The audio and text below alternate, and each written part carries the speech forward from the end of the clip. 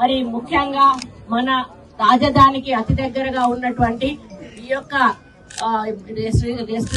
Resort ఏదైతే ఉందో ఇది మెయిన్ రోడ్ మీద ఉండడం చాలా మంది పర్యాటకులు ఇక్కడికి రావడం జరుగుతా ఉంది. కాబట్టి దీన్ని ఒక ఇకో పార్క్ గా మార్చాలనేటువంటి లక్ష్యంతో ఫారెస్ట్ డిపార్ట్మెంట్ మరి ఈ కార్యక్రమం చేపట్టడం జరిగింది.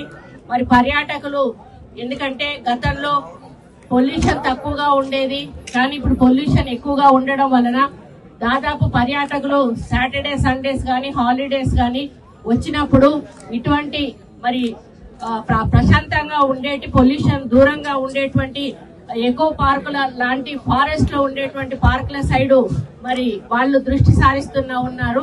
మరి గతంలో అయితే మనం అడవుల్లోంచి బయటికి వచ్చి మనుషులుగా మారిన వాళ్ళం, కానీ ఈరోజు మనం మనుషులం ఏం చేస్తున్నామంటే మళ్ళీ అడవిలోకి వెళ్ళి మనం ప్రశాంతత పొందడానికి పొల్యూషన్ లేకుండా ఉండడానికి ప్రయత్నం చేస్తాం.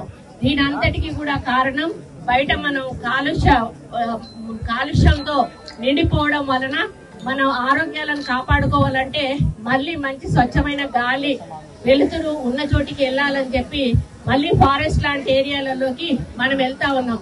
దాన్ని దృష్టిలో పెట్టుకునే ఈరోజు ఫారెస్ట్ డిపార్ట్మెంట్ ఈ విధంగా ఉన్నటువంటి ప్రతి యొక్క పార్కును కూడా అర్బన్ పార్క్స్ గానీ మరి ఇటువంటి ఫారెస్ట్ ఏరియాస్ లో ఎక్కడైతే మరి ఇకో పార్క్ డెవలప్మెంట్ కు వీలుగా ఉంటుందో వాటన్నిటిని కూడా డెవలప్ చేయాలనేటువంటి ఒక లక్ష్యంతో మేము ముందుకు పోవడం జరుగుతా ఉంది.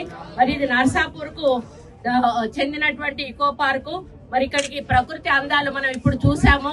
అక్కడ చెరువు ముఖ్యంగా మంచి ఆకర్షణీయంగా ఉంది. ఎక్కడి నుంచి చూసినా కూడా ఒక వ్యూ పాయింట్ లాగా ఉంది. మరి ఆ రిసార్ట్ లోపలికి వెళ్లి చూసినప్పుడు మన హైదరాబాద్ లో మన తెలంగాణలో ఉన్నట్టుగా లేదు, ఎక్కడో వేరే దేశానికి వెళ్లి అక్కడి నుంచి మరి మనం చూస్తున్నట్టుగా ఈ యొక్క వ్యూ పాయింట్ అనేది మనకు కనిపించింది. దాన్ని బట్టి ఇక్కడ ప్రజలు మరి ఎంత ఎంజాయ్ చేస్తారో అనేది కూడా చెప్పడానికి వీలుగా ఉంది.